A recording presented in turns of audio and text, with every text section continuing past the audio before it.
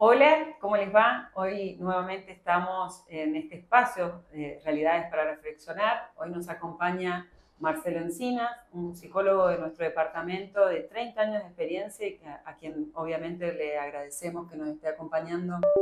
Muchas gracias, Marcelo, por acompañarnos hoy. Y bueno, no sé si quieres decirnos algo al comienzo o comenzamos ya con la nota específicamente y Eh, preguntarte. no, el agradecido soy yo, muchas gracias por invitarme. Bueno, Marce, más que nada preguntarte qué es la salud mental. Arranquemos. Bueno, hay varias definiciones de salud mental, en realidad. La salud mental, como, como la define la OMS, que es la Organización Mundial de la Salud, en realidad lo que es la salud no define específicamente salud mental, define como un estado de bienestar biopsíquico y social. Ese estado de bienestar naturalmente es subjetivo porque indudablemente es lo que el paciente percibe o cada uno nos percibimos a nosotros o cómo nos percibimos, autopercibimos. Esa subjetividad tiene que ver con eh, esta cuestión psíquica, pero la OMS no dice que es la ausencia de enfermedad. ¿Por qué? Y porque si por ejemplo pensamos en un podólogo, ¿no? El pie de atleta o el pie plano sería una patología, o un Claro. odontólogo, una carie sería un enfermo, ¿no es cierto? Pero en realidad la salud mental es otra cosa, es mucho más amplia, porque bueno, como dije recién, ese estado de bienestar biopsíquico y social, la parte psíquica no es solamente nuestra parte mental, sino también la parte emocional. Y eso es justamente lo que nosotros trabajamos a nivel del consultorio, que justamente es trabajar sobre los aspectos emocionales. Hay mucho prejuicio sobre el tema de la salud mental. La salud mental no es solamente la persona que está internada en un hospital psiquiátrico, no es la persona que ha perdido la cordura, Ujú, como decíamos antes, el loco, ¿no? La ujú. salud mental en realidad es mucho más amplia que esto y en realidad muchas personas no se perciben como que están enfermas en el entorno en el cual viven, porque como dije también tiene que ver con lo social. Y un aspecto importante a tener en cuenta cuando hablamos de salud mental es justamente, como decía, el tema de las emociones. A veces la sociedad misma nos ha llevado muchas veces a esconder las emociones, a no transmitirlas, y eso naturalmente por algún lado nos afecta. Nuestro cuerpo y mente están íntimamente relacionados. Nosotros trabajamos obviamente con un paciente en forma holística en todo en su relación cuerpo y mente, ¿no? Y bueno, y cuando muchas veces esas emociones no son expresadas, se manifiestan a nivel somático. Es lo que muchas veces sucede. Ahora bien, ¿qué pasa cuando un paciente no puede quizás o no toma conciencia de lo que en realidad le está pasando? Bueno, muchas veces el entorno es quien se da cuenta de que hay algo que no está funcionando bien, es quien decide que consulte Un al profesional. profesional. Yo lo que en realidad trabajo fundamentalmente en el consultorio son pacientes que vienen básicamente con una depresión, vienen con un ataque de pánico, lo que se llaman trastornos de ansiedad. Dentro de los trastornos de ansiedad, por ejemplo, podemos ver lo que son los trastornos obsesivos compulsivos, panic attack o ataques de pánico, pueden ser algunas depresiones, algunas fobias, y que muchas veces hay, y justamente yo quería transmitir esto, hay una dificultad en poder entender claramente de qué se trata cuando hablamos nosotros de trastornos de ansiedad. Porque la ansiedad, en realidad, si bien se vive a nivel físico muy profundamente, las personas sienten un miedo intenso, en realidad, a algo que no ha pasado. Esto genera, básicamente, estos miedos, un estado de tensión constante. La persona siente como que está en un estado de alerta, ¿no? Y vivir en esta manera es lo que llamamos el estrés, ¿no? Bueno, básicamente el estrés es una conducta de adaptación a una situación que es Exacto. perjudicial para la vida. Esa es la definición de estrés. Vivimos así. En esa situación, Mm, tratando de adaptarnos a una situación perjudicial para la vida. Ahora bien, ese es un estrés normal. Es decir, por ejemplo, Si de repente, no sé, tenés frío, está acá estamos bastante fresquitos, pero bueno, afuera hace mucho calor. Pero si de repente acá hace mucho frío, se te pone la piel de gallina. Eso se llama piloroerección. Se contraen los vasos capilares para que el cuerpo no pierda calor. Eso es un mecanismo de defensa del Exacto. cuerpo, del organismo, ¿sí? Al mismo tiempo, aumenta la frecuencia cardíaca, aumenta la respiración para que el cuerpo no pierda calor, ¿sí? En esa situación, si el frío no disminuye, empezás a temblar. Esos movimientos involuntarios es justamente para que el cuerpo mantenga con los músculos el Sí. calor en el cuerpo. Pero si el frío no disminuye, en algún momento el cuerpo empieza a perder esa batalla. Y eso se llama distrés. Y ahí es donde el final es la muerte por hipotermia. La persona se muere. Bueno, básicamente ese sería un poco el concepto de lo que es el estrés. El estrés nos podemos adaptar a situaciones. Vos un día, por ejemplo, no dormís porque te quedaste viendo series. Bueno, pero después eso lo Sí, podés recuperar. sí, sí, Tu sí. cuerpo se recupera frente a eso, ¿sí? Pero si en realidad esto lo haces sucesivas noches, va a Sí. llegar un punto en el cual tu cuerpo va a empezar a perder esto. Y esto es tan importante porque nos hace que en realidad la adaptación esta podamos funcionar Mm. adecuadamente. ¿Por qué? Porque uno, suponte, una noche no durmió, bueno, va a estar más cansado, va a estar un poco somnoliento, quizás después necesita recuperarse más, pero esa situación se va acumulando, el estrés es acumulativo. Entonces, ¿qué pasa después? Bueno, aparecen diferentes síntomas. Por ejemplo, cuando estaban las AFJP, ¿te acordás? Sí. Bueno, yo en Perdí ese, las primeras, mis primeros aportes se desaparecieron. bueno, yo en ese tiempo tuve 3 pacientes en un mes, que eran todos de AFJP. Un chico que tenía 24 años, trabajaba en Máxima FJP, Mm. que estaba ahí en la Buenos Aires, en la calle Buenos Aires. Bueno, ese chico empezó con fobia, en realidad con ataques de pánico. Al principio las FJP se distribuían bastante, les pagaban, es más, los afiliados le pasaban, de un mes pasaban a la otra y Sí. pasaban a la otra y cada vez que pasaban cobraban. Pero ¿qué pasó después? Se pusieron un tope, eso no podían pasar, no sé si era 6 meses o un año, hasta que Mm. podían pasar a otra, y los objetivos eran bastante leoninos. Entonces, ¿qué pasó? Las personas que trabajaban empezaron a somatizar, empezaron a vivir esta situación de estrés. Sí. Después de este chico vino un paciente que trabajaba en profesión más auge. 30 años con un infarto de miocardio. 30 años. Y después vino uno que trabajaba en siembra. ¿Te acordás de siembra? Siembra de Sí. FJP. Bueno, 50 años con una ACV. Esto indudablemente no son patologías que sean transmitidas por algún contagio, son Mm. situaciones bajo estrés. Estos ejemplos que doy, en realidad siempre los doy porque pienso que pueden aclarar un poco en la situación que vivimos y la necesidad de que hay justamente para poder atender a esta demanda.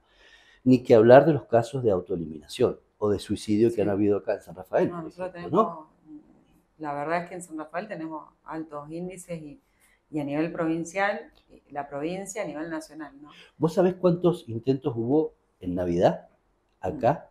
Las estadísticas no podemos 15 acceder. personas Bueno, ahí. Mm. con intentos de autoeliminación. Sí, sí. Entonces, tomar conciencia de esto realmente como sociedad es muy importante. Entender, y por qué lo digo esto y hago un énfasis fundamental en esto, porque yo hace muchos años que trabajo en esta profesión, que me encanta, por supuesto, y realmente es algo que amo y que realmente me gusta hacerlo, pero me gusta, estaba pensando también en cómo transmitirlo esto a la gente, porque a veces, esto es lo que quiero que quede claro, a veces las personas viven creyendo de que la realidad en la que están es normal. Sí. Es normal que, nada, que me quede callado, por ejemplo. Te cuento el caso esta mañana. Esta mañana viene una paciente que me dice, yo hay una persona, ella es docente, hay una persona que es compañera de trabajo y que yo no, no me llevo bien, no, me ha maltratado. Entonces nosotros estamos trabajando esta relación, este vínculo con ella, y ahora me dijo esta mañana que había sido el cumpleaños de esta chica y que ella no la saludó para el cumpleaños, porque en realidad no se sentía con ganas de hacerlo, ¿no? En cambio, su marido le había dicho, no, pero tenés que saludarla, ¿cómo no la vas a saludar? Si mirá que es compañera tuya de trabajo. Ahí están las dos cosas, ¿no? Sí, lo que la sociedad nos demanda, nos pide, básicamente, a lo que realmente nosotros deseamos, que también es a lo... Exactamente. Ese es el punto, Pamela. Cuando la sociedad en realidad nos demanda y nos pide que nos amoldemos a determinadas situaciones sin expresar lo que realmente uno siente. Y ahí viene el acúmulo, digamos, de situaciones. Exactamente. Ese es el problema. Y muchas personas viven inmersas en esas situaciones sin tener en cuenta de que eso es una patología, de que están mal. ¿Y por qué? Porque después lo empiezan a somatizar. Después van al médico porque Empiezan tienen... a tener erupciones en la piel. Exactamente. Que empiezan a tener psoriasis. Exactamente. La verdad es que esas son las patologías que después uno, cuando ve en el consultorio, asociadas a esta forma de expresar el síntoma. Porque en realidad, una de las cosas, por ejemplo, que nosotros vemos en salud mental, y que también es muy importante, depende mucho de la edad y el lugar en que uno está. Por esto de lo social que te decía, que justamente es esta definición de la OMS sobre lo que es la salud mental, hay chicos, por ejemplo, que les cuesta muchísimo insertarse hoy en día en la sociedad. ¿Por qué? Y porque primero que nada tienen, ni hablar en la adolescencia, donde pasan por un proceso difícil de autopercepción y cómo se perciben, cómo se ven, cómo se sienten con su cuerpo y los cambios que su cuerpo va teniendo. La pandemia hizo su gran aporte. Por supuesto, justamente ahora lo que se está viendo es los resabios de la pandemia que han dañado de alguna manera todo lo que es el entramado en los chicos que hoy están atravesando la adolescencia. Entonces, hay que entender justamente esta situación y entender que cada edad también tiene sus síntomas característicos. Exacto. No es lo mismo lo que es la salud mental en adolescentes, sobre todo por esto de que muchas veces de forma impulsiva reaccionan a determinadas situaciones. Y otra cosa que quería aclarar también, que muchas veces se confunde, es el tema de qué es la depresión, ¿no? Porque esto es un tema que nos abarca socialmente y nos atraviesa socialmente. La depresión en realidad es una patología, no es un estado de ánimo. Perfecto. La depresión... Sí, esto que planteabas también que tenía que ver con, no es lo mismo un día de tristeza que... Exactamente. La depresión es una enfermedad que tiene sus síntomas característicos y tiene su diagnóstico, ¿sí? A partir de lo que nosotros vemos como síntomas.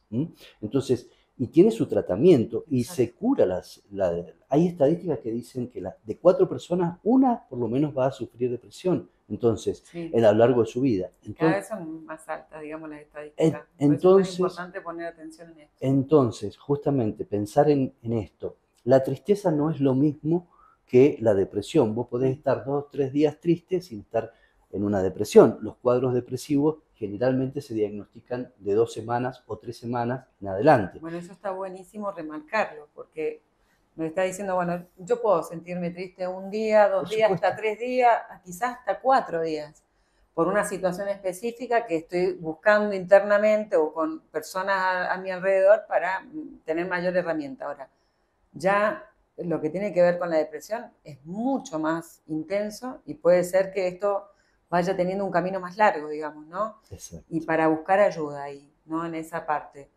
¿Qué otros síntomas más necesita la persona visualizar? Porque muchas veces lo que cuesta es que la persona visualice lo que le está sucediendo. Además, justamente, el sentimiento de irrealidad. ¿Qué es el sentimiento? Imaginar situaciones, digamos. No, el sentimiento de realidad es esto de, no, esto no me puede estar pasando a mí, esto no soy yo, ¿sí? Esto generalmente sucede después de los traumas, situaciones de trauma, ¿viste? Cuando uno dice, no, esto no puede estar pasando a mí, este sentimiento de realidad. la emoción aplanada, esta sensación de no tengo deseos, lo primero que se pierde en las depresiones es el deseo, es decir, las ganas de hacer cosas, ¿no? Esta motivación hacia algo. Generalmente esto sucede, hay dos tipos de depresiones endógenas y exógenas. Las depresiones exógenas es muy fácil verlas porque hay siempre algo que sucede, a la persona le sucede y que hace que uno pueda detectar, ¿no? Bueno, esta persona está pasando por un proceso de duelo, nosotros hablamos de un proceso de duelo y por eso obviamente manifiesta este síntoma. Pero además de eso, las depresiones pueden ser endógenas y cuando son endógenas es mucho más difícil poder, porque ahí es donde tenemos que ver qué situaciones de trauma infantiles hay, qué situaciones vividas hay que pueden haber generado esta situación de angustia que luego se transforma en una depresión. Bueno, y en esto, que me parece muy importante, ¿no? Volviendo al tema inicial, ¿no? En este contexto de la persona, en la salud mental, y estos factores que muchas veces se naturalizan, ¿no? Porque consideramos que muchas veces en lo que tiene que ver con la forma en la que vivimos es lo que tiene que ser, o esta demanda constante también social que nos impone, digamos, trabajar 24/7, toda esta cuestión que genera un estrés tremendo y que naturalizamos y que conlleva luego, obviamente, a depresión, a estas depresiones de las que hablabas. Decirle a la gente, ¿no? Que esto no está bien, que no es normal, reiterarlo porque me parece muy importante, porque todo el tiempo todos naturalizamos este ritmo de vida y estos factores... Ahora, ¿cuándo uno tiene que consultar? Ahí. Cuando tiene sufrimiento, cuando tiene dolor psíquico. ¿Qué es el dolor psíquico? Cuando uno está todo el tiempo pensando en algo. Esto que yo estoy pensando me causa angustia, me causa dolor. Cuando yo no puedo superar una situación. Generalmente hoy, por eso depende de la edad, pero generalmente los que más consulta o que yo más recibo tienen que ver con, en los chicos adolescentes, generalmente problemas escolares, en las personas más grandes problemas amorosos y después problemas económicos de trabajo. Esos son lo más frecuente que yo hoy tengo. Pero sí, el sufrimiento psíquico es lo más importante, cuando la persona siente que yo no me siento bien, yo no me siento feliz. Esto no es calidad de vida. Exactamente. La calidad de vida tiene que ver con el estar bien, el poder disfrutar. El poder disfrutar. Hay pacientes que no pueden disfrutar, que no tienen momentos para el ocio, para el estar con amigos y demás. Entonces, esos son momentos necesarios para recurrir a terapia. Bueno, Marce, muchísimas gracias. Vamos a hacer otra parte más para sumarle, porque la verdad que es muy interesante poder conversar de esta manera. Realmente creo que es una de las primeras notas que hacemos un poco más extensa, pero porque realmente es importante poder hablar de esta forma. Y en la segunda parte, que les pedimos obviamente que nos acompañen a quienes nos están hoy viendo, justamente se queden, continúen para que podamos seguir hablando con vos y profundizando con relación a estas temáticas tan importantes que tienen que ver justamente con nuestra salud mental como trabajadores, como parte de esta sociedad, y que cuesta tanto, obviamente, entender que no estamos actuando en forma normal, por decirlo así. Tal cual. Bueno, muchísimas gracias, Pamela. Realmente disfruté mucho estar acá y cuando me convoquen, yo estoy para eso. A mí me encanta poder transmitir esto porque muchas veces uno se queda en el consultorio encerrado y la verdad que es necesario salir a la sociedad y poder explicar un poco esto. Yo entiendo que la sociedad muchas veces también es difícil a veces la circunstancia de poder acceder a la salud por todos los problemas que tenemos. El sistema de salud está colapsado, sobre todo en salud mental, pero bueno, creo que es importante concientizar ciertas prioridades en esto de qué es la calidad de vida, como digo. Muchas gracias, Marcelo. Muchísimas gracias. Quédense ahí, compartan también y ahora seguimos en un ratito más también con lo que esperamos les sirva, obviamente, en estos micros que venimos trabajando de Realidades para Reflexionar junto con Marcelo Encinas, un psicólogo que la verdad que nos está ayudando muchísimo y dando herramientas para todos justamente trabajar en la salud mental.